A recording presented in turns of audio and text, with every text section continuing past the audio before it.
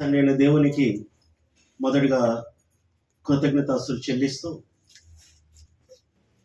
ఈ యొక్క ప్రత్యేకమైన కూడికలో, ఈ యొక్క సువార్త కూడికలో వాక్యాన్ని బోధించడానికి ప్రేమతో ఆహ్వానించిన దేవుని యొక్క దాసులు మరి కేఎస్ పౌల్ గారికి, అలాగే ఈ యొక్క ప్రాంతంలో ఉన్న క్రీస్తు యొక్క సంఘానికి చేరువచ్చిన ప్రియ సహోదరి సహోదరులందరికీ నా యొక్క హృదయపూర్వకంగా వందనాలు.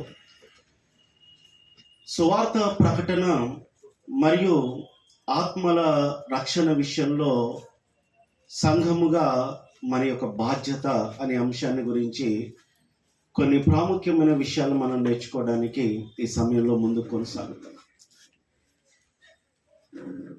దేవుని యొక్క నిత్య సంకల్పంలో సంఘాన్ని గురించి దేవుడు ఏం సంకల్పించాడు అంటే, సత్క్రియల యందు ఆసక్తి గల ప్రజలుగా సంఘముగా మనం ఉండాలని, ఈ భూమి మీద క్రీస్తు ప్రభువారు లేకపోయినప్పటికీ ఆ పనిని సంఘము కొనసాగించాలని, యుగ యుగాలు తరతరాలు సదాకాలము ఆ పని ద్వారా ఆ పరలోకమందున్న తండ్రి అయిన దేవునికి మహిమ ఘనత ప్రభావము కలగాలని దేవుడు ఉద్దేశించాడు. ఒక వాక్య భాగాన్ని మనం చదువుకొని పాఠంలోనికి ముందుకు కొనసాగుదాం. తెస్సలోనికలు రాసిన మొదటి పత్రిక 1వ అధ్యాయము. అపోస్తలుడైన పౌలు తెస్సలోనికలు రాసిన మొదటి పత్రిక 1వ అధ్యాయము 4వ వచనం నుంచి నేను చదువుతాను, మీరు వినండి. ఏలయనగా దేవుని వలన ప్రేమింపబడిన సహోదరులారా, మీరు ఏర్పరచబడిన సంగతి అనగా మా సువార్త మాటతో మాత్రము గాక శక్తితోనూ పరిశుద్ధాత్మతోనూ సంపూర్ణ నిశ్చయితతోనూ మీ యొద్దకు వచ్చి ఉన్న సంగతి మాకు తెలియను. మీ నిమిత్తము మేము మీ ఎడల ఎట్టివారమై ఉంటిమో మీరు ఎరుగుదురు. పరిశుద్ధాత్మ వలన కలుగు ఆనందముతో గొప్ప ఉపద్రవమందు మీరు వాక్యము అంగీకరించి మమ్మును ప్రభువును పోలి నడుచుకున్న వారైతిరి. ఇప్పుడు చాలా జాగ్రత్తగా వినండి. కాబట్టి మాసిదోనియాలోను అకయలోను విశ్వాసులందరికీ మాదిరి అయితిరి. ఎందుకనగా మీ యొద్ద నుండి ప్రభు వాక్యము మాసిదోనియాలోను అకయలోను మ్రోగెను. అక్కడ మాత్రమే గాక ప్రతి స్థలమందును దేవుని ఎడల ఉన్న మీ విశ్వాసము వెల్లడాయన గనుక మేమేమీ చెప్పవలసిన అవశ్యము లేదు. అపోస్తలుడైన పౌలు మాసిదోనియా ప్రాంతంలో ఉన్న తెస్సలోనికలో ఉన్న ప్రాంతానికి, అలాగే మిగతా ప్రాంతంలో ఉన్న సంఘాలకి ఒక పత్రిక రాస్తూ పౌలు వారితో ఏమన్నాడు అంటే, మీ విశ్వాసము మాసిదోనియాలో మాత్రమే కాదు అకయ ప్రాంతంలో కూడా మారుమ్రోగింది. మీరు వెనకాతల బైబుల్ మ్యాప్ని మరి గమనించినట్లయితే, అపోస్తలుడైన పౌలు ప్రయాణం చేసిన ఆ మ్యాప్ని మీరు గమనించినట్లయితే, పైన నార్త్లో ఏమో మాసిదోనియా ప్రాంతం ఉంటుంది, దాని కింద అకయ ప్రాంతం ఉంటుంది. అంటే అకయాలో కొరిందు, ఇంకా కింద ఏథెన్స్, ఈ ప్రాంతాలన్నిటిని కూడా మీరు గమనించవచ్చు. అంటే మాసిదోనియాలో ఉన్న క్రైస్తవుల ద్వారా, సంఘము ద్వారా ఏం జరిగింది అంటే, క్రీస్తు సువార్త మారుమ్రోగిందనమాట. ఈ బాధ్యత ఎవరిది? సువార్త ప్రకటించే బాధ్యత ఎవరిది అని గ్రంథం తెలియపరుస్తా ఉంది అంటే, అబ్సల్యూట్లీ 100% సంఘానిది. అది ఎవరో ఒక బోధకుడిది కాదు, ఎవరో ఒక రెవరెండ్దో బిషప్దో పోపుదో కాదు. సంఘం సువార్త ప్రకటన అనేది సంఘము ద్వారా జరగాలని దేవుడు నిత్యత్వంలోనే ఉద్దేశించాడు. చూడండి, ఎఫెసీయులకు రాసిన పత్రిక 3వ అధ్యాయము 8-9 వచనాలు. దేవుడు మన ప్రభు అయిన క్రీస్తు యేసునందు చేసిన నిత్య సంకల్పము చొప్పున పరలోకంలో ప్రధానులకును అధికారులకును సంఘము ద్వారా తన యొక్క నానా విధమైన జ్ఞానం ఇప్పుడు తెలియబడవలని ఉద్దేశించి, ఎవరి ద్వారా దేవుని యొక్క జ్ఞానము ప్రకటింపబడాలని దేవుడు ఉద్దేశించాడు అంటే సంఘము. ఏ సంఘము ద్వారా, ఏ సంఘాన్ని గురించి అయితే దేవుడు నిత్యత్వంలో తన కుమారుడైన యేసుక్రీస్తునందు సంకల్పించాడో, ఏ సంఘాన్ని అయితే యేసు ప్రభువారు కడతానని చెప్పాడో, ఏ సంఘము కొరకైతే యేసు ప్రభువారు తన స్వరక్తం ఇచ్చాడో, ఆ సంఘము ద్వారా సువార్త ప్రకటన భూదిగాంతముల వరకు బయలు వెళ్ళాలని, ఆ సంఘము సత్యమునకు స్తంభమునుగా ఆధారముగా ఉండాలని దేవుడు సంకల్పించాడు. ప్రియులారా, తీతుకు రాసిన పత్రికలో కూడా ఒక మాటను మనం జ్ఞాపకం చేసుకుందాము.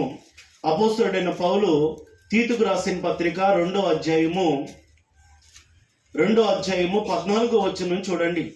ఆయన సమస్తమైన దుర్నీతి నుండి మనలను విమోచించి సక్రియలయందు ఆసక్తి గల ప్రజలను తన కోసరము పవిత్రపరుచుకొని తన సొత్తుగా చేసుకొనుటకు తన్ను తానే మన కొరకు అర్పించుకొనెను. సక్రియలందు ఆసక్తి గల ప్రజలుగా ఉండడానికే church has been called in to Jesus. సంఘము లోకములో నుండి ఎందుకు క్రీస్తులోనికి పిలువబడ్డాము అంటే, సక్రియలందు ఆసక్తి గల ప్రజలుగా మనం ఉండడానికి, మన ద్వారా దేవునికి ఆయన యొక్క కృపామయముకు కీర్తి కలగజేయడానికి యేసు ప్రభువారు ఏ బాధ్యతనైతే అప్పగించి తన తండ్రి దగ్గరకు వెళ్ళి ఉన్నాడో, అదే పనిని అదే బాధ్యతను సంఘం కొనసాగించడానికి ఏర్పరచబడ్డది. సంఘం అంటే ఒక చర్చ్ బిల్డింగ్ కాదు, ఒక ప్రాంగణం కాదు, ఒక స్థలం కాదు. సంఘము అంటే పిలువబడిన వారు అని బైబుల్ బోధిస్తా ఉంది. అనగా క్రీస్తు రక్తం చేత విమోచింపబడిన వారు, క్రీస్తు సువార్త ద్వారా పిలువబడిన వారు. తెస్సలోనికలు రాసిన 2వ పత్రిక 2వ అధ్యాయము 14వ వచనం చూడండి. మీరిలాగున రక్షింపబడి మన ప్రభువైన యేసుక్రీస్తు యొక్క మహిమను పొందవలనని ఆయన మా సువార్త వలన మిమ్మును పిలిచెను. తెస్సలోనికలో ఉన్నవారు పిలువబడక మునుపు, అంటే క్రీస్తు సువార్త ద్వారా పిలువబడక మునుపు, వేర్ దే ఆర్, వారు ఎక్కడ ఉన్నారని మనం గమనించినట్లయితే విగ్రహారాధనలో ఉన్నారు, లోకంలో ఉన్నారు, అసత్యంలో ఉన్నారు. ఆ తెస్సలోనికలు రాసిన మొదటి పత్రిక 1వ అధ్యాయము మీరు తర్వాత చూడండి, 9-10 వచనాల్లో మనం గమనించినట్లయితే, మీరు విగ్రహములను విడిచిపెట్టి జీవము గలవాడును సత్యవంతుడునగు దేవునికి దాసులగుటకు మీరు ఎలాగూ దేవుని వైపుకు తిరిగితిరో ఆ సంగతి మీరే తెలియజేయండి. గమనించండి, వారు క్రీస్తులోనికి సువార్త ద్వారా పిలువబడక మునుపు వారు విగ్రహారాధన స్థితిలో ఉన్నారు. లోకమందు దేవుడు లేని వారుగా ఉన్నారు. ప్రతి దాన్ని దేవుడిగా భావించి పూజించిన పరిస్థితుల్లో ఉన్నారు. అలాంటి పరిస్థితుల్లో ఉన్న వారి మధ్యలోనికి పౌలు వెళ్ళి సువార్త ప్రకటించడాన్ని బట్టి వారందరూ కూడా జీవము గల దేవుని వైపుకు త్రిప్పబడ్డారు. ఒకసారి అపోస్తల కార్యంలోనికి వెళ్ళొద్దాం. అపోస్తల కార్యములు 11వ అధ్యాయము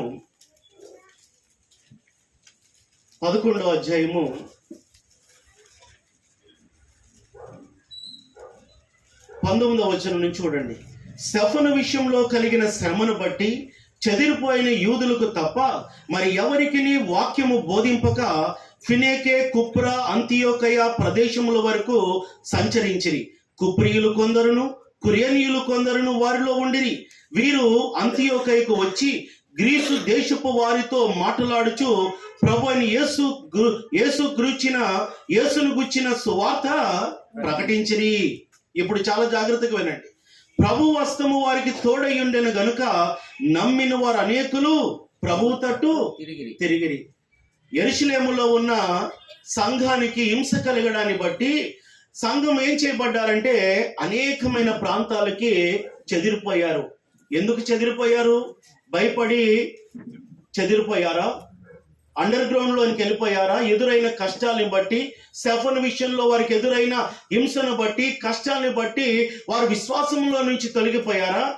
విశ్వాసాన్ని విడిచిపెట్టారా? భక్తిని విడిచిపెట్టారా? దేవుణ్ణి ఆరాధించడం విడిచిపెట్టారంటే అవేవి విడిచిపెట్టలేదు. కేవలము వారు నివసిస్తున్న ప్రాంతాన్ని విడిచిపెట్టారు. వారి యొక్క చర స్థిరాస్తుల్ని విడిచిపెట్టారు. వారి యొక్క ఉద్యోగాలు, వ్యాపారాలు కోల్పోయినా సరే క్రీస్తు కొరకు దే స్టాండ్. వారు క్రీస్తు కొరకు నిలవబడ్డారు. చెదిరిపోయిన వారు ఏం చేశారు అంటే ఆయా ప్రాంతాలకు వెళ్ళి సువార్త ప్రకటిస్తున్నప్పుడు అనేక మంది ఎవరి తట్టు తిరిగారంట?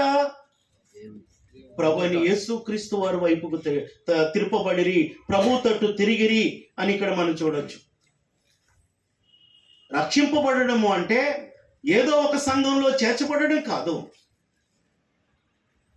రక్షింపబడము అంటే ఏదో ఒక బోధ వినేసి ఏదైనా విశ్వాసం అని అనుకొని జీవించడం కాదు.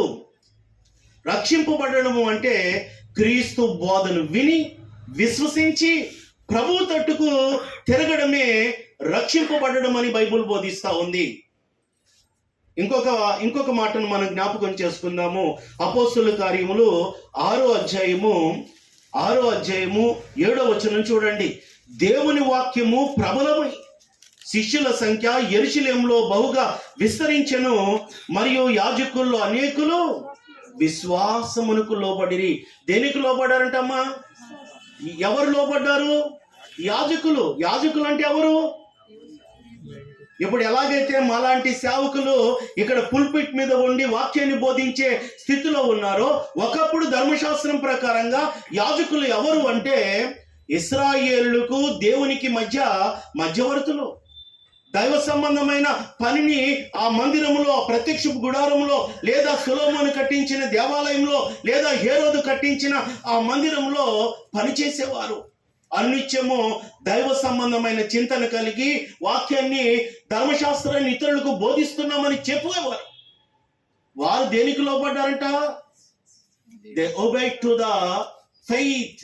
వారు విశ్వాసానికి లోబడ్డారని దాని అర్థము. అంటే అది వరకు వారికి విశ్వాసం లేదా అంటే ఎస్ దే హ్యావ్, వారికి ఉంది, కానీ ఆ విశ్వాసం వారిని రక్షింపలేదు. వారు ధర్మశాస్త్ర సంబంధమైన విశ్వాసాన్ని కలిగి ఉన్నారు. ఆ ధర్మశాస్త్రము అనుసరిస్తున్న వారికి ఆ ధర్మశాస్త్రము ఎవరికి సంపూర్ణ సిద్ధి కలగజేయలేదు అని బైబిల్ బోధిస్తా ఉంది. కాబట్టి అపోస్తులు, ఆదిమ క్రైస్తవులు వారి మధ్యలోనికి వెళ్ళి సువార్తను ప్రకటించినప్పుడు యాజకుల్లో అనేక మంది క్రీస్తు సువార్తకు లోబడినట్టుగా గమనించవచ్చు. అంటే ఈ వచనాలన్నీ ఎందుకు మీకు ప్రారంభంలో జ్ఞాపకం చేస్తా ఉన్నానంటే the preaching of the gospel, సువార్తను ప్రకటించడం అనేది ఎంత ఇంపార్టెంటో మనం గ్రహించాల్సిన అవసరం ఉంది. యేసుప్రభువు ఆజ్ఞాపించాడు కదా, మీరు సర్వలోకానికి వెళ్ళండి, సర్వ సృష్టికి సువార్తను ప్రకటించండి, నమ్మి బాప్టిజం పొందిన వాడు రక్షింపబడును, నమ్మని వానికి శిక్ష విధింపబడును.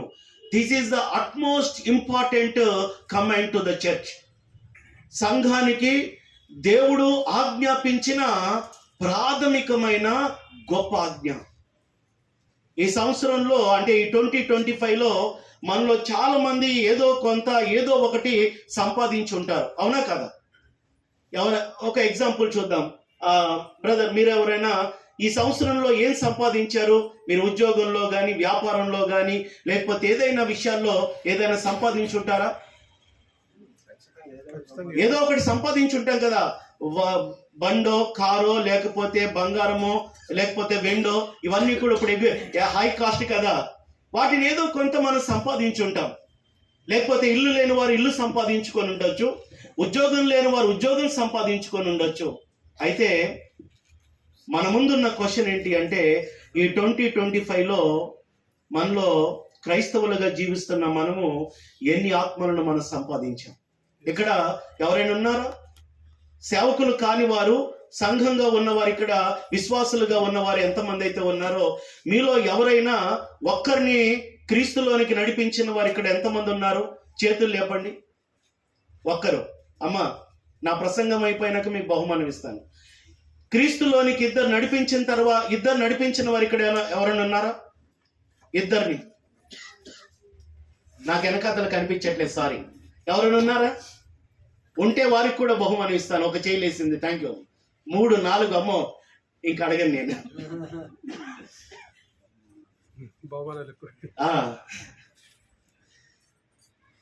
ప్రియులారా, యేసుప్రభు ఒక మాట అన్నాడు, ఒక మనుషుడు లోకమంతా సంపాదించుకొని తన ప్రాణమును కోల్పోయినట్లయితే వానికి ఏమి ప్రయోజనము? ఒక మనుషుడు తన ప్రాణమునకు ప్రతిగా ఏమివ్వగలడు? The value of soul. మనిషి ప్రాణము, ఆత్మ యొక్క విలువ వెలకట్టలేనిది. లోకంలో ఉన్న ధన సంపదలన్నీ కూడా ఒకవైపున పెట్టి దేవుడు అనుగ్రహించిన మన ఆత్మను ఒకవైపున పెట్టినట్లయితే దీనికి సాటినది ఏది కూడా లేదు. మరి అలాంటి నశించిపోతున్న ఆత్మల భారాన్ని సంఘంగా దేవుడు మనకు అప్పగించాడు. కాబట్టి మీరు వెళ్ళి సువార్తను ప్రకటించమని ఆజ్ఞాపింపబడ్డాం. ఈచ్ వన్, మనందరం కూడా ఆ యొక్క ఆజ్ఞకు లోబడాల్సిందే. మనందరం కూడా ఆ యొక్క ఆజ్ఞ విషయంలో మన ప్రభువైన యేసుక్రీస్తు వారి ఎదుట లెక్క అప్పగించాల్సిందే. ఎందుకంటే దేవుడు ఊరికినే మనల్ని క్రీస్తులోనికి పిలవలేదు. దేవునికి తెలుసు మన శక్తి ఏమిటో, సామర్థ్యం ఏమిటో దేవునికి తెలుసు. దేవుడు మనందరికీ మన సామర్థ్యాన్ని బట్టి తలంతులు ఇచ్చాడు. మత్తయి సువార్త 25వ అధ్యాయంలోనికి మనం ఒకసారి వెళ్ళొద్దాం. ఆ సమాచారం మీ అందరికీ కూడా తెలిసే ఉంటుంది కాబట్టి అన్ని డీటెయిల్స్ మనం చదవక్కర్లేదు. ఒక మనుషుడు దేశాంతరము ప్రయాణమై తన దాసుల్ని పిలిపించి తన ఆస్తిని వారికి అప్పగించినట్లుగా ఉందంట. ఏంటి? దేవుని రాజ్యం. దేవుని రాజ్యం అనగా సంఘము. సంఘములో మనందరం కూడా క్రీస్తుకు దాసులమై ఉన్నాం. మన యజమానుడు దూరదేశానికి వెళ్ళాడు, అనగా పరలోకానికి వెళ్ళాడు. వెళ్తూ వెళ్తూ మీకు, నాకు, మనందరికీ మన సామర్థ్యాన్ని బట్టి ఆయన తలాంతుల్ని అప్పగించాడు, బాధ్యతలు అప్పగించాడు. ఒకరికి 5, మరి ఒకరికి 2, మరి ఒకరికి 1 ఇవ్వకుండా మన యజమానుడు, మన ప్రభువు ఏ ఒక్కరిని కూడా విడిచిపెట్టలేదు. అయితే యజమానుడు ఎందుకు ఈ యొక్క తలాంతుల్ని అప్పగించాడు అంటే to grow in the talents. ఆ యొక్క తలాంతుల్లో మనందరం కూడా అభివృద్ధి పొందాలని. 5కు మరి ఒక 5, 2కు మరి ఒక 2, 1కి మరి 1 అభివృద్ధి పొందడానికే. అంటే ఈ సంవత్సరంలో ఒకరు నడిపించిన వారు మరి ఒక సంవత్సరంలో మరి ఒక 2, 4, 5 అనేకులను క్రీస్తులోనికి నడిపించడానికి దేవుడు మనల్ని పిలిచాడు. అంతే తప్ప దేవుని రాజ్యంలో అన్ఎంప్లాయిడ్ దాసులుగా మనం ఉండడానికి పిలువబడలేదు. అంటే పని పాట లేని వారుగా ఉండడానికి మనం పిలువబడలేదు. సోమరి అయిన చెడ్డ దాసులుగా ఉండడానికి క్రీస్తులోనికి మనం పిలువబడలేదు. బల నమ్మకమైన మంచి దాసుడా, ఈ కొంచెములో నువ్వు నమ్మకంగా ఉన్నావని యజమానుడు మనల్ని అభినందించే విధానంలో, మహింపరిచే విధానంలో మనం ఉండడానికి పిలువబడ్డాం. ప్రియుల, ఒకప్పుడు పౌలుకు ఈ యొక్క ఉద్దేశం అర్థమైంది. కాబట్టి తాను క్రీస్తులోనికి పిలువబడిన సమయం మొదలుకొని తాను ఎలాంటి నిశ్చయత కలిగి ఉన్నాడు అంటే రోమీలకు రాసిన పత్రిక 1వ అధ్యాయము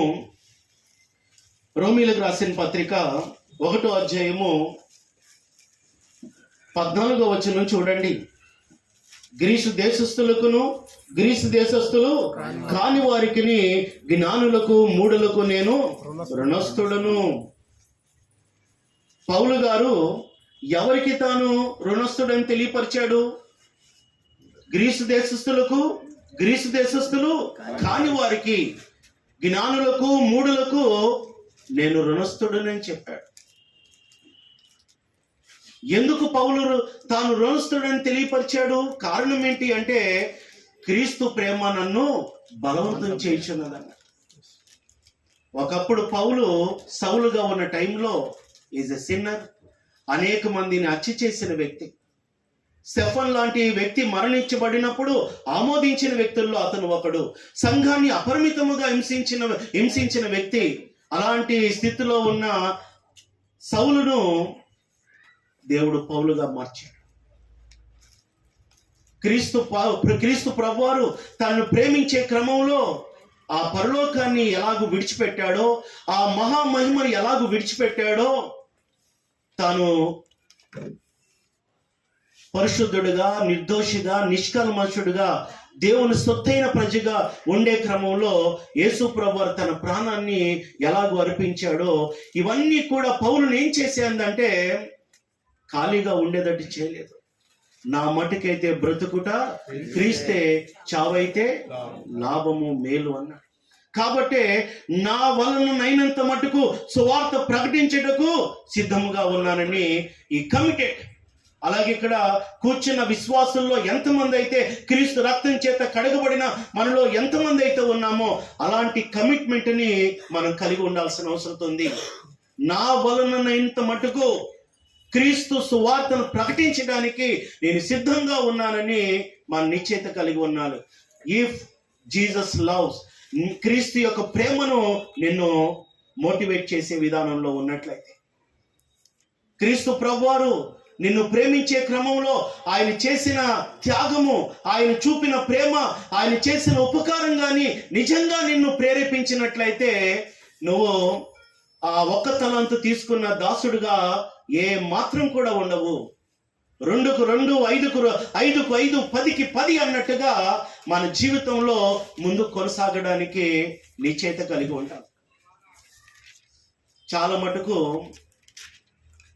క్రీస్తు సంఘాలు అనేకమైన ప్రాంతాల్లో ఈనాడు ఈ 21st సెంచరీలో విస్తరించాల్సిన విధానంలో ఎందుకు విస్తరించట్లేదు, అభివృద్ధి పొందాల్సిన విధానంలో ఎందుకు అభివృద్ధి పొందట్లేదు అంటే సంఘము పనిచేయాల్సిన విధానంలో పనిచేయట్లేదు. సేవకుడు గురించి నేను మాట్లాడట్లేదు. సంఘము అన్నప్పుడు సేవకుడు కాదు, సేవకుడు కూడా సంఘములో ఒకడు అని మనం తెలుసుకోవాలి. The preaching of the gospel, సువార్త ప్రకటన అనేది సంఘానికి అప్పగింపబడిన బాధ్యత. సువార్థికుడిది కాదు, అతని ఒక్కడిదే కాదు, సంఘానిదని బైబుల్ బోధిస్తూ ఉంది. మరి ఆనాడు ఆ విషయాన్ని చూసే ముందు ఇంకొక మాటను మీకు జ్ఞాపకం చేయాలనుకుంటున్నాను. చూడండి, కొరింథీయులకు రాసిన రెండవ పత్రిక అపోస్తలుడైన పౌలు కొరింథీయులకు రాసిన 2వ పత్రిక 5వ అధ్యాయము 14వ వచనం చూడండి. క్రీస్తు ప్రేమ మమ్మను బలవంతం చేయుచున్నది, ఎలాగనగా అందరి కొరకు ఒకడు మృతి పొందెను గనుక అందరూ మృతి పొందిరనియు, జీవించు వారికి మీదట తమ కొరకు కాక తమ నిమిత్తము మృతి పొంది తిరిగి లేచిన వారి కొరకే జీవించుటకు ఆయన అందరి కొరకు మృతి పొందెననియు నిశ్చయించుకున్నాము. కావున ఓకే, సరిపోతుంది. క్రీస్తు ప్రేమ వారిని ఏం చేసిందంట? మమ్మును అంటే పౌలుతో పాటు ఉన్న తోటి స్నేహితులు ఎవరైతే ఉన్నారో వారందరినీ కూడా క్రీస్తు ప్రేమ మోటివేట్ చేసిందంట. కాబట్టి జీవించు వారికి మీదట తమ కొరకు కాక మృతి పొందిన తిరిగి లేచిన క్రీస్తు కొరకే జీవించాలి అని పౌలు గారు అక్కడ తెలియపరిచారు. అందుగురించే పౌలు తాను రక్షింపబడిన సమయం మొదలుకొని సంఘాన్ని గురించే చింత కలిగాడు. నశించిపోతున్న ఆత్మల విషయంలోనే ఆలోచన కలిగి ఉన్నారు. నా వలనైనంత మటుకు సువార్తను ప్రకటించడానికి నేను రుణస్థుడుగా ఉన్నానని చెప్పాడు. ఆ సువార్త కానీ ఆ సువార్త ద్వారా కానీ పౌలు రక్షింపబడకపోతే పౌలు కూడా నశించిపోయేవాడు. కానీ ఆ సువార్త ద్వారా పౌలు రక్షింపబడ్డాడు కాబట్టి ఆ బాధ్యత ఏమిటో అతనికి తెలిసింది. మరి అదే సువార్త ద్వారా ఈరోజు మీరు, నేను, మనందరం కూడా నశించిపోయే ప్రమాదంలో నుంచి తప్పింపబడి వెలుగులోనికి, క్రీస్తులోనికి వచ్చాం కదా. మరి ఆ సువార్త ప్రకటించే భారము మనల్ని మోటివేట్ చేయట్లేదా? మనలో ఎందుకు అందరము చాలా మటుకు ఖాళీగా ఎందుకు ఉండాలనుకుంటున్నాము? లోక సంబంధమైన విషయాల్లో చాలా ఆసక్తి మనం కనపరుస్తాము. ఉద్యోగాల్లో, వ్యాపారాల్లో, ఆటల్లో, పాటల్లో, లోకానుసారమైన అనేకమైన విషయాల్లో, ఫన్ అండ్ ఎంటర్టైన్మెంట్ విషయంలో ఎక్కువగా ఆసక్తిని కనపరుస్తామే. అలాంటిది ప్రభువైన యేసు క్రీస్తు వారి విషయంలో, ఆయన మనకు అప్పగించిన సువార్త ప్రకటన విషయంలో మనం ఎందుకు అలాంటి ఆసక్తిని కనపరచలేకపోతా ఉన్నాం? మీకు తెలుసు కదా, యెరూషలేములో ఉన్న సంఘము 3,000 మందితో ప్రారంభించబడింది. ఆ 3,000 మంది ఏం చేశారో తెలుసా? అపోస్తుల కార్యం 2వ అధ్యాయం 46 నుంచి కింద వచనాల్లో మీరు చూసినట్లయితే, వారు ఇంటింటా ప్రతి దినము కలుసుకొనుచు మానక తప్పక దేవాలయంలో కలుసుకోవడాన్ని బట్టి ప్రతి దినము క్రొత్త ఆత్మలు సంఘంలో చేర్చబడ్డారంట. అంటే దాని యొక్క అర్థం ఏంటి? యెరూషలేములో ఉన్న సంఘము వారి యొక్క బాధ్యతను నెరవేర్చారు. అపోస్తులు ఒకవైపున వాక్యాన్ని ప్రకటిస్తూ ఉంటే సంఘం ఏం చేసింది అంటే అనేకులను వారి దగ్గరకు నడిపించగలిగారు, వాక్యాన్ని వినిపింపజేశారు. ఇంకా చూడండి, అపోస్తుల కార్యములో 4వ అధ్యాయము 4వ వచనము, వాక్యం విని వారిలో అనేకులు నమ్మిరి, వారిలో పురుషుల సంఖ్య ఇంచుమించు 5,000 అయ్యాయి. అంటే కొద్ది రోజుల్లోనే సంఘము సంఖ్యాపరంగా విస్తరించినట్టుగా మనం చూడొచ్చు. వాక్యము వినిన వారిలో, వాక్యము వినాలి అంటే ప్రకటించబడాలి అంటే అనేక మంది కూడి రావాలి కదా.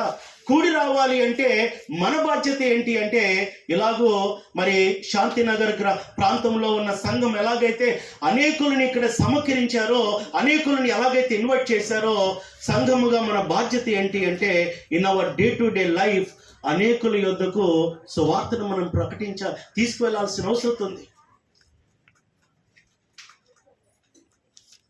యేసుప్రభు చెప్పిన మాటను మరలా జ్ఞాపకం చేస్తా ఉన్నాను. మీరు సర్వలోకానికి వెళ్ళండి, సర్వ సృష్టికి సువార్తను ప్రకటించండి. ఇలా ఈ 21st సెంచరీలో ఇది చాలా ఇబ్బందికరంగానే ఉంటుంది వాస్తవంగా. ఎందుకంటే మన ఉద్యోగాల్లో, మన వ్యాపారాల్లో, మన విద్యాభ్యాసంలో, మన యొక్క డే టు డే యాక్టివిటీలో చాలా బిజీగా ఉంటాం. పైగా మనకున్న ఆర్థిక పరమైన ఇబ్బందులను బట్టి ఆనాడు అపోస్తుల్లాగా, ఆదిమ క్రైస్తవుల్లాగా, లేకపోతే సారు విజయబాబు గారు మాస్టర్ లాగానో, లేకపోతే కేఎస్ పౌల్ గారు లాగానో, వందన్ కుమార్ అని నాలాగానో, హానోక్ గారు లాగానో ఊర్లు పట్టుకొని అనేకమైన ప్రాంతాలకు వెళ్ళి సువార్తను ప్రకటించే వెసులుబాటు అందరికీ ఉండదు. అయితే ప్రియులారా, నాలాగా లేకపోతే మిగతా సేవకుల్లాగా అనేకమైన ప్రాంతాలకు మనం వెళ్ళకపోయినా మీకంటూ ఒక లోకం ఉంది, మీకంటూ ఒక ప్రపంచం ఉంది. అక్కడికి మనం వెళ్ళగలుగుతున్నామా? అక్కడికి మనం రీచ్ అవ్వగలుగుతున్నామా అనేది ఆలోచన చేయాలి.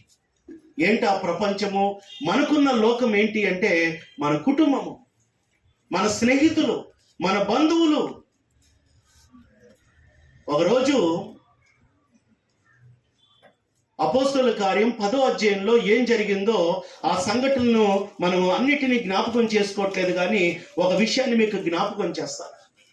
10వ అధ్యాయంలో కొర్నేలి అతని ఇంటి వారు ఎలాగూ రక్షింపబడ్డారో అనే సందర్భం అక్కడ ఉంటుందన్నమాట. దేవుడు తన దూతను పంపించి కొర్నేలికి ఏం చెప్తాడు అంటే, పలానా ఒప్పేలో పలానా పేతురు అనే మారు పేరు గల వ్యక్తి ఉంటాడు, అతన్ని పిలిపించి మీ ఇంటికి రప్పించండి అని దేవుడు తెలియపరుస్తాడు. వెంటనే అతను కొందరు మనుషుల్ని పంపించి పేతుర్ని పిలిపిస్తాడు. ఎటు పేతురు వచ్చే సమయానికి కొర్నేలి ఏం చేశాడంట? 10వ అధ్యాయం చూడండి, 33వ వచనం మొదటగా చదువుదాం. వెంటనే నిన్ను పిలిపించి తిని నీ వచ్చినది మంచిది, ప్రభువు నీకు ఆజ్ఞాపించినవన్నీ వినుటకై ఇప్పుడు మేమందరము దేవుని ఎదుట ఇక్కడ కూడి ఉన్నామని చెప్పాడు. ఇప్పుడు మేమందరము ఇక్కడ కూడి ఉన్నామని కొర్నేలి పేతురుతో అన్నాడు కదా. ఎవరిని గ్యాదర్ చేశాడు కొర్నేలి? చూడండి అక్కడ 10వ అధ్యాయము 24వ వచనం. మరునాడు వారు కైసరియాలో ప్రవేశించిరి. అప్పుడు కొర్నేలి తన బంధువులను, ముఖ్య స్నేహితులను పిలిపించి వారి కొరకు కనిపెట్టుకున్నాడు. కొర్నేలి యొక్క ప్రపంచం, కొర్నేలి యొక్క లోకము, తన కుటుంబము, తన ముఖ్య స్నేహితులు వారందరినీ కూడా పిలిచాడు. ఎందుకు పిలిచాడు? కొర్నేలి ఏ మాటలు విని రక్షింపబడే పరిస్థితి ఉందో అదే మాటల్ని తన యొక్క కుటుంబ సభ్యులు, తన ఫ్యామిలీ మెంబర్స్, ముఖ్య స్నేహితులందరూ కూడా వినాలనుకొని వారందరిని కూడా పిలిపించాడు. వినుట వలన విశ్వాసం కలుగును, వినుట క్రీస్తుని గురించి మాట వలన కలుగును. కొర్నేలిలాగా పేతురు ప్రసంగించిన సంగతులు ఎప్పుడైతే విన్నారో వారందరూ కూడా విని రక్షింపబడే పరిస్థితి కైసరియా ప్రాంతంలో ఏర్పడింది. అంటే కైసరియా ప్రాంతంలో కొర్నేలి కుటుంబం ద్వారా సంఘం ఏం చేయబడ్డది అంటే విస్తరించడానికి ద్వారం తెరవబడ్డది.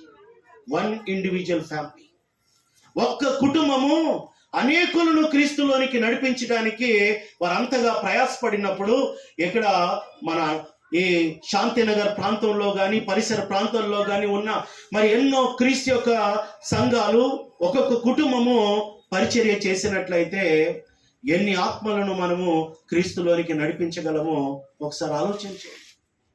నేను ఇందాక అడిగినప్పుడు ఒక్కరిని రక్షించారా, ఇద్దరిని రక్షించారా అని అడిగినప్పుడు ఓన్లీ 1-2 హ్యాండ్స్ రైజ్డ్, 1-2 చేతులు మాత్రమే లేసాయి. అంటే చాలా పని ఉంది మనకి. యేసుప్రభు చెప్పాడు కదా, కోత విస్తారము, పనివారు తక్కువ. ఎందుకు పనివారు పైగా కొద్ది మందే ఉన్నాం, కొద్ది మంది కూడా ఎలా ఉన్నాము అంటే ఆ సోమరి అయినా చెడ్డదాసుడిగా ఉన్నాం. మన వరకు మనం దేవుణ్ణి ఆరాధిస్తూ ఉన్నాం, మన వరకు మనం దేవుని పేరట సత్కార్యాలు చేయడానికి ఎంతో కొంత కానుకలు ఇస్తా ఉన్నాం, ఇలాంటి కార్యక్రమాల్ని మనం ప్రోత్సహిస్తా ఉన్నాం. అదేనా మన పని? No, not at all. ఇవన్నీ కూడా మన పనిలో భాగం మాత్రమే. మనం ప్రాథమికమైన పని ఏంటి అంటే to reach the last souls, నశించిపోతున్న ఆత్మల ఎద్దుకు మనం వెళ్ళాల్సిన అవసరం ఉంది. ఇప్పుడు ఫైర్ యాక్సిడెంట్ అయింది ఒక వీధిలో, అక్కడ లోపల చాలా చిన్నపిల్లలు ఫ్యామిలీ మంటల్లో చిక్కుకున్నారు. మనలో ఎవరైనా చూశారనుకోండి, ఏం చేస్తాము? ఊరుకొని ఖాళీగా ఉంటామా? వారిని ఎలాగైనా సరే రక్షించాలని ప్లాన్ చేస్తాం కదా. అవసరమైతే మనం ఒకవేళ కాలికి దెబ్బలు గాయాలు తగిలినా సరే వెళ్ళిపోయి అకస్మాత్తుగా వారిని తీసుకొని రావడానికి మనం ప్రయత్నం చేస్తాము. కానీ భౌతికంగా అంతగా మనం ప్రయాసపడుతున్నప్పుడు ఆత్మీయ స్థితిలో ఎందుకు ఆలోచన చేయలేకపోతా ఉన్నాము? 1 ప్రేషియస్ సోల్ పోయారు అంటే పోయినట్టే కదా. మన ఆత్మ మండట్లేదా? యెహెజ్కేలు గ్రంథంలో ఒక మాట ఉంది, జ్ఞాపకం చేసుకుందాము. యెహెజ్కేలు గ్రంథము 33వ అధ్యాయం అనుకుంటా, ఒకసారి 33వ అధ్యాయము. మరియు యెహోవా వాక్కు నాకు ప్రత్యక్షమై ఇలాగు సెలవిచ్చెను, నరపుత్రుడా, నీవు నీ జనులకు సమాచారం ప్రకటించి వారితో ఇట్లనము, నేను ఒకానొక దేశం మీదకి ఖడ్గము రప్పింపగా ఆ జనులు తమలో ఒకరిని ఏర్పరచుకొని కావలిగా నిర్ణయించిన ఎడల అతడు దేశం మీదకి ఖడ్గం వచ్చుట చూచి బాకా ఊది జనులను హెచ్చరిక చేసిన సమయమున ఎవడైనను బాకానాదము వినియును జాగ్రత్త పడినందున ఖడ్గం వచ్చి వాని ప్రాణము తీసిన ఎడల వాడు తన ప్రాణమునకు తానే ఉత్తరవాది. బాకానాదం వినియును వాడు జాగ్రత్త పడకపోయినను గనుక తన ప్రాణమునకు తానే ఉత్తరవాది. ఎలయనగా వాడు జాగ్రత్త పడిన ఎడల తన ప్రాణమును రక్షించుకొనును. ఇప్పుడు చాలా జాగ్రత్తగా వినండి. అయితే కావలివాడు ఖడ్గం వచ్చుట చూచియు బాకా ఊదనందు చేత జనులు అజాగ్రత్తగా ఉండుటయు ఖడ్గం వచ్చి వారిలో ఒకని ప్రాణము తీయుటయు తటస్థించిన ఎడల వాడు తన దోషమును బట్టి పట్టబడినను నేను కావలి వాని యొద్ద వాని ప్రాణమును గుచ్చి విచారణ చేయుదును. This is our job today. ఈరోజు we are the watchmen for Christ. క్రీస్తు యొక్క కావలి వారం మనము. క్రీస్తు ప్రభు వారు నశించిపోతున్న వారి విషయంలో మనల్ని కావలిగా ఉంచారు. ప్రమాదం పొంచి ఉంది, ఉగ్రత దినం రాబోతా ఉంది అని గ్రంథం హెచ్చరిస్తా ఉంది. రేపేమి సంభవిస్తుందో తెలియదు కాబట్టి కావలి వాని యొక్క బాధ్యత ఏంటి అంటే బాకానాదము చేయాల్సిన అవసరం ఉంది. అంటే సువార్త ప్రకటన చేయాల్సిన అవసరం ఉంది. ఎన్నో కుటుంబాల్లో భార్య రక్షింపబడితే భర్త రక్షణ లేనివాడుగా ఉన్నాడు, లేదా తల్లిదండ్రులు రక్షింపబడిన స్థితిలో ఉంటే కుమారులు కుమార్తెలు రక్షణ పొందలేని స్థితిలో ఉన్నారు. లేదా కుమారులు కుమార్తెలు రక్షణ పొందిన స్థితిలో ఉన్నట్లయితే తల్లిదండ్రులు నమ్మని వారుగా ఉన్నారు. స్నేహితులు బంధువులు ఎంతో మంది ప్రమాదంలో ఉన్నారు. వారి కేకలు అరుపులు వినబడట్లేదా మనకి?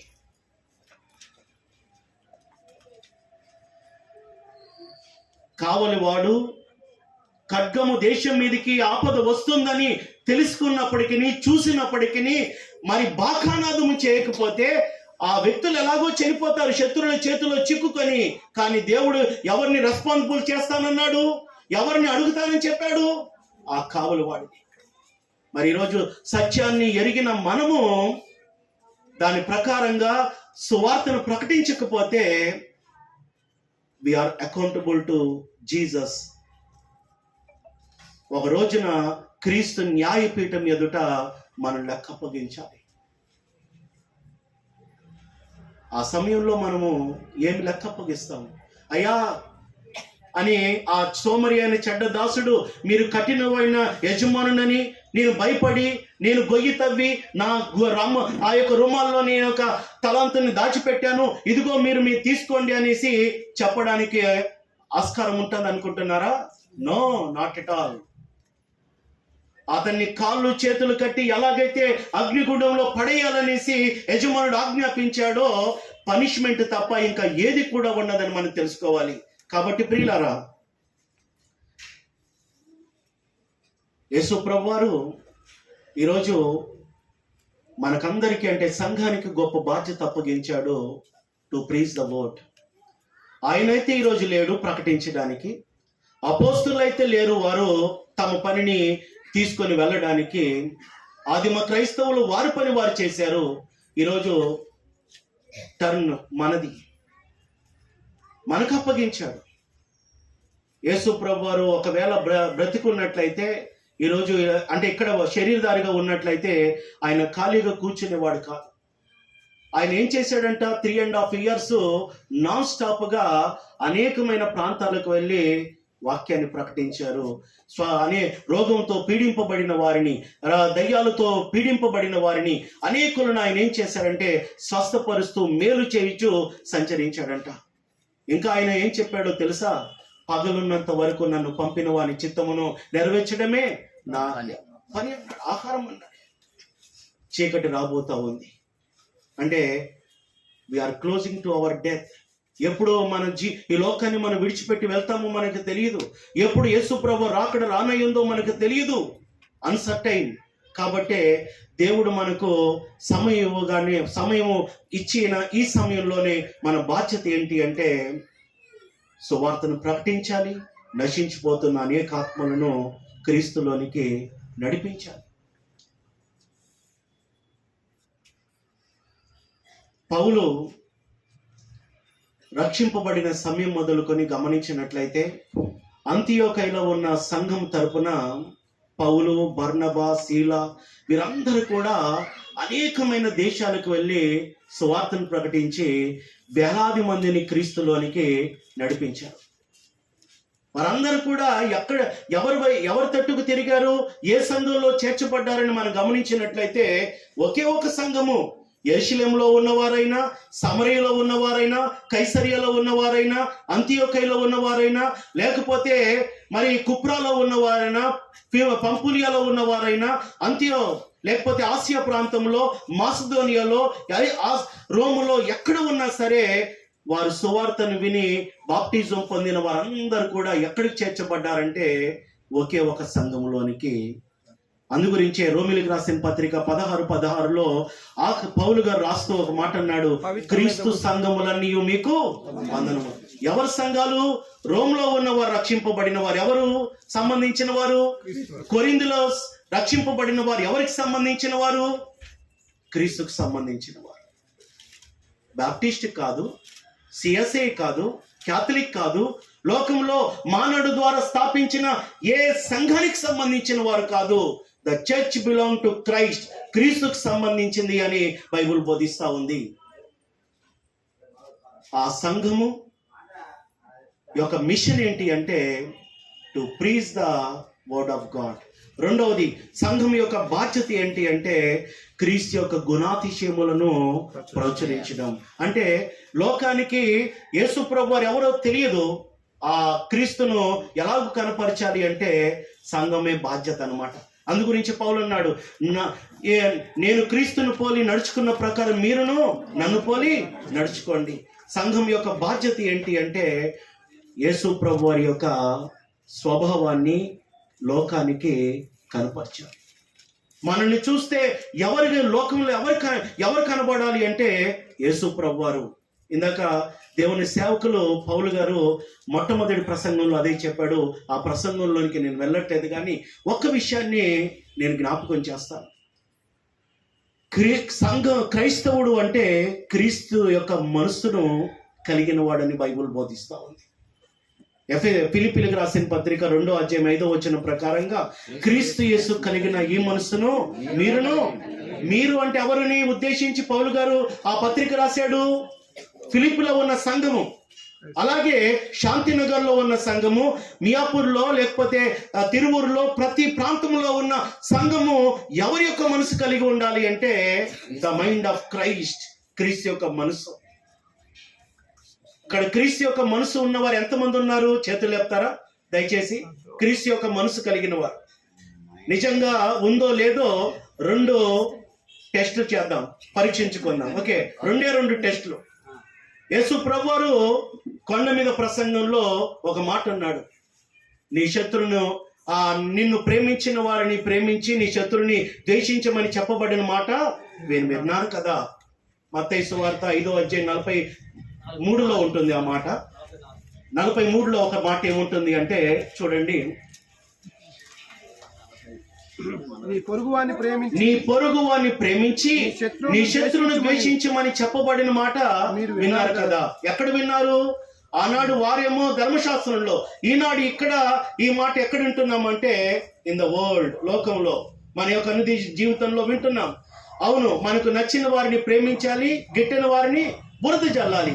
ఇది రోజు వింటున్న మాటే మనలో చాలా మంది చేస్తున్నామేమో కూడా.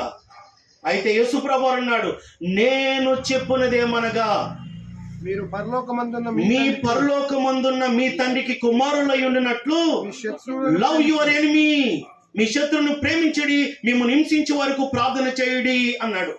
నేను చెప్పునదేమనగా, సామెతల గ్రంథంలో ఒక మాట ఉంటుంది, హృదయము నిండిన దాన్ని బట్టే నోరు మాట్లాడుతుంది. అవునా కదా? అంటే యేసు ప్రభువు హృదయంలో ఏముందో అదే మాట్లాడాడు. ఆయన మాట్లాడా? ప్రాక్టికల్ గా చూపించాడా? డెమాన్స్ట్రేషన్ కూడా చేసి చూపించాడు. ఆయన అంగీ తీసి చీట్లు వేసుకున్న వారిని ప్రేమించాడు, ముఖం మీద ఉమ్ము వేసిన వారిని ప్రేమించాడు, వెనకాతల నుంచి వచ్చి కొట్టి ఎవరు కొట్టారో ప్రవచించమని చెప్పిన వారిని ప్రేమించాడు. తండ్రి వీరేం చేయించున్నారో వేరే కాబట్టి క్షమించండి. ఈరోజు వెళ్తూ రోడ్డు మీద మనం మీటింగ్ అయిపోయి వెళ్తున్నాం అనుకుందాం, సడన్ గా వచ్చి అమ్మ ముఖం మీద ఎవరో చీతూ అని ఊసారు. ఏం చేస్తుందమ్మా? ఒకవేళ క్రీస్తు యొక్క మనసు కలిగి ఉందనుకోండి, తుడుచుకొని అమ్మ ఏంటి ఎందుకు ఊసావు అనేసి అడుగుతుంది. అంతే తప్ప నీ పని చెప్తాను అనేసి మళ్ళీ రిటర్న్ గా మనం కూడా ఊసామనుకోండి, లేకపోతే ఎవడో వచ్చి కొట్టాడు, నన్నే కొడతావు అనేసి వాడు ఒకటి కొడితే మనం 2 కొట్టామనుకోండి, దట్ ఈజ్ అవర్ మైండ్. అది మన మనసు. క్రీస్తు యొక్క మనసు శత్రువును కూడా ప్రేమించే మనసు. ఇంకొక మనసు, ఇంకొకటి ఎగ్జాంపుల్ చూద్దాము. క్రీస్తు లాంటి మనసు మనం కలిగి ఉన్నామో లేదో ఆలోచన చేద్దాం. మత్తయి సువార్త 15వ అధ్యాయము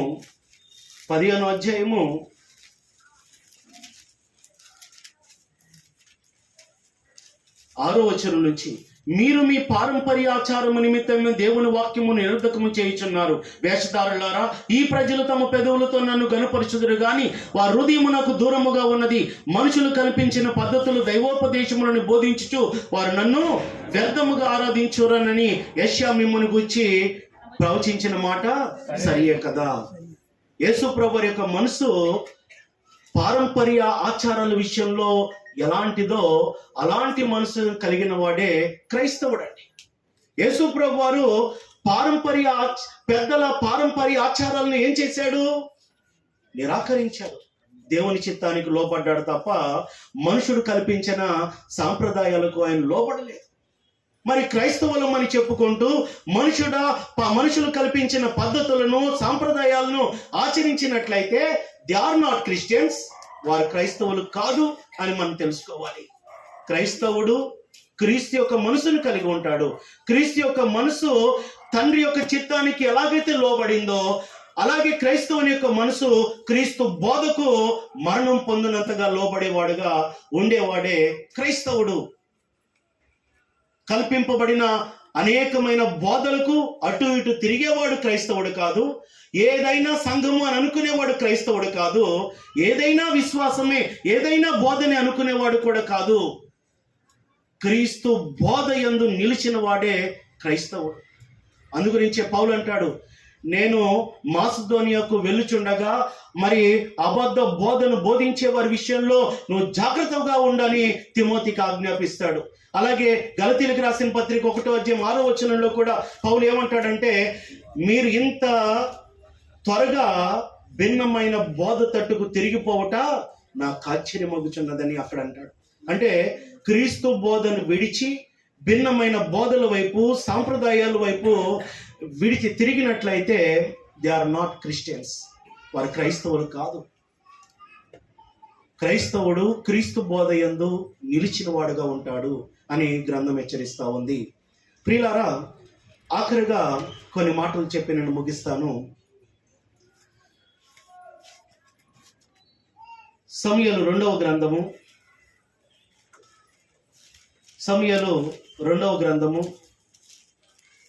18వ అధ్యాయంలో ఒక సంఘటన మీకు జ్ఞాపకం చేస్తాను.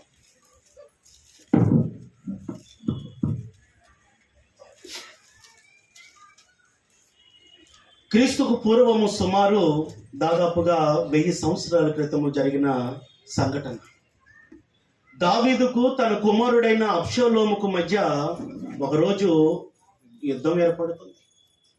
తండ్రి మీదకి కుమారుడు యుద్ధాన్ని ప్రకటించాడు. ఆ సందర్భంలో జరిగిన కొన్ని ఇన్సిడెంట్స్ని మీకు జ్ఞాపకం చేస్తాను. అబ్షాలోము అంటే దావీదు యొక్క కుమారుడు చాలా హ్యాండ్సమ్ మ్యాన్, చాలా ఎత్తైన వాడు, చాలా రూపసి, చాలా అందగాడు అని అక్కడ బైబిల్లో మనం గమనించవచ్చు. అతను ఒక రోజున ఏం చేశాడంటే, తన తండ్రి దగ్గరకు న్యాయం కొరకు వచ్చే అందరినీ కూడా తాను పరామర్శించు తన తండ్రి దగ్గరికి వెళ్ళే వారందరినీ మొదటగా అతను అడిగేవాడు, నీ వ్యాజ్యం ఏంటి, నువ్వు ఎక్కడి నుంచి వచ్చావు, ఏ ఊరు వాడవు అనేసి అడిగినప్పుడు వారు పలానాదని చెప్పేవాడు.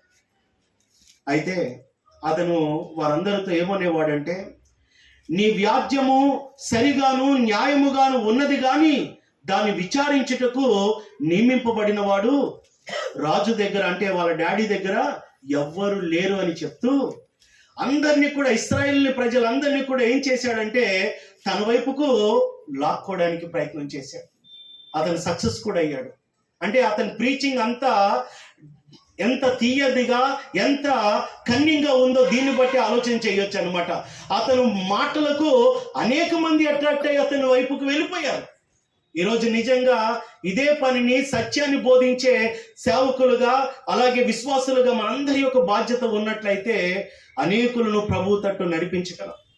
సరే, పాఠం దాని మీద కాదు కానీ జ్ఞాపకం వచ్చింది కాబట్టి మీకు చెప్తా ఉన్నాను. అబ్షాలోము ఇశ్రాయేల్లో చాలా మందిని, మెజారిటీ ఆఫ్ పీపుల్ని తన పక్షంగా చేసుకున్నాడు, తన తండ్రికి వ్యతిరేకంగా పోరాడడానికి. యుద్ధం ఏర్పడింది. పౌరున ఒకవైపున యుద్ధం జరుగుతున్న సమయంలో ఏం జరిగిందంటే 18వ అధ్యాయము సమూయేలు 2వ గ్రంథము 19వ వచనం చూడండి. సాదోకు కుమారుడైన అహీమయాసు, నేను పరిగెత్తుకొని పోయి యెహోవా తన శత్రువులను ఓడించి తనకు న్యాయము తీర్చిన వర్తమానము రాజుతో చెప్పేదనగా, యోవాబు ఈ దినము ఈ వర్తమానము చెప్పతగదు, మరి ఒక దినమున చెప్పవచ్చును, రాజకుమారుడు మరణమాయను గనుక ఈ దినమున వర్తమానము తీసుకొని పోదగదని అతనితో చెప్పెను. తర్వాత కూషిని పిలిచి నీవు పోయి నీవు చూచిన దాన్ని రాజునకు తెలియజేయమనగా కూషి యోవాబునకు నమస్కారము చేసి పరిగెత్తుకుని పోయాను. అయితే సాదోకు కుమారుడైన అహిమయాసు కూషితో కూడా నేను పరిగెత్తునకు పోవుటకు సెలవిమ్మని యోవాబుతో మనవి చేయగా, యోవాబు, నాయన నీవెందుకు పోవలను? చెప్పుటకు నీకు బహుమానము తెచ్చు విశేషమైన సమాచారం ఏదియూ లేదు కదా అని అతనితో అనగా, అతడు ఏమైనను సరే నేను పరిగెత్తుకుని పోవుదును అనిను. అందుకు యోవాబు పొమ్మని సెలవీయగా అహిమయాసు మైదానపు మార్గమున పరిగెత్తుకొని కూషి కంటే ముందుగా చేరెను. ఇక్కడ సంఘముగా మనందరి కొరకు కొన్ని ఆత్మ సంబంధమైన చక్కటి పాఠాలు ఉన్నాయి. దావీదు కుమారుడైన అబ్షాలోముకు మధ్య జరిగిన పోరాటంలో అబ్షాలోము చనిపోతాడు. అతను వెళ్తున్న కంచరగాడిద ఒక చెట్టు కిందకు వచ్చినప్పుడు ఆ చెట్టుకున్న ఆ ఊడలన్నీ కూడా అతని మెడకు చుట్టుకోవడాన్ని బట్టి కింద నుంచి గుర్రం వెళ్ళిపోతుంది. అతను ఆకాశానికి భూమికి మధ్య వేలాడుతాడు. యోవాబు వచ్చి అతన్ని చంపేస్తాడు. అంటే చెప్పడానికి సమయం లేదు కాబట్టి అవన్నీ కూడా వదిలేస్తాడు. అయితే అబ్షాలోము చనిపోయిన వార్త దావీదుకి ఇవ్వాలి. ఒకవైపున అబ్షాలోము దావీదు కుమారుడు, పైగా తన కుమారుల్లో గొప్పగా ప్రేమించే కుమారుడు కూడా దావీదు విషయంలో ఆ మరణ వార్తను చెప్పాలి అంటే ధైర్యం ఉండాలి. పైగా అది వరకు దావీదు ఎలాంటి క్యారెక్టర్ కలిగిన వాడంటే, సౌలు యొక్క కుమారులు చనిపోయారని వార్త వచ్చినప్పుడు వార్తను తీసుకొచ్చిన వారిని ఏం చేశాడు? చంపేశాడు. అంటే ఇదే వార్తను ఇప్పుడు అబ్షాలోము చనిపోయిన వార్తను తీసుకుని వెళ్ళాలి అంటే చావడమే తప్ప ఇంకేమీ కూడా ఉండదు వాస్తవానికి. కాబట్టి అక్కడ యోవాబు ఏం చేశాడు అంటే కూషిని పంపించాడు. కూషి అంటే నల్ల జాతీయుడు, బానిస అన్నమాట. ఆ బానిస చచ్చిపోయినా పర్లేదు అనేసి యోవాబు యొక్క ఉద్దేశం కాబట్టి అతన్ని పంపించాడు. కానీ అక్కడ హీరో అహిమయాసు ఈ యొక్క స్టోరీ అంతట్లో కూడా, అక్కడ జరిగిన సందర్భం అంతట్లో కూడా గొప్ప యోధుడు అన్నమాట. అతను ఒక యాజకుడు, అతను యాజకుని యొక్క కుమారుడు. అతను ఏం చెప్తాడు అంటే, ఈ వార్తను నేను పరిగెత్తుకొని పోయి రాజుకు చెప్తానని చెప్పాడు. మొట్టమొదట ఇక్కడ మనం నేర్చుకోవాల్సిన విషయం ఏంటి అంటే, అబ్షాలోము చనిపోక ముందు ఇశ్రాయేల్లో చాలా మందిని తన వైపుకు లాక్కున్నాడు, కానీ అహిమయాసును లాక్కోలేకపోయాడు. కారణం ఏంటి అంటే, అహిమయాసు తన రాజును గొప్పగా అమితంగా ప్రేమించే వ్యక్తి. అహిమయాసు తన రాజు తనకు అప్పగించిన పనిలో నమ్మకంగా ముందుకు కొనసాగే వ్యక్తి. అహిమయాసు ఉన్న సమాచారాన్ని ఎంత ప్రాణాపాయం ఉన్నా, ఎంత ఇబ్బంది ఉన్నా ప్రకటించడానికి ముందుగా సిద్ధపడిన వ్యక్తి. అహిమయాసు ఇంకా ఎవరు అంటే, అతను పరిగెత్తుకొని వెళ్తున్నప్పుడు దూరం నుంచి చూసి అతను అహిమయాసు అని ఒక సేవకుడు చెప్పినప్పుడు దావీదు అతని గురించి ఏమంటాడంటే, అతడు మంచివాడు అంటాడు. Is a good man, good news తీసుకొని వస్తాడని అందరి యొక్క అభిప్రాయం. కొన్ని సందర్భాల్లో మంచివారు చెడు వార్తను కూడా తీసుకునే అవకాశం ఉంది.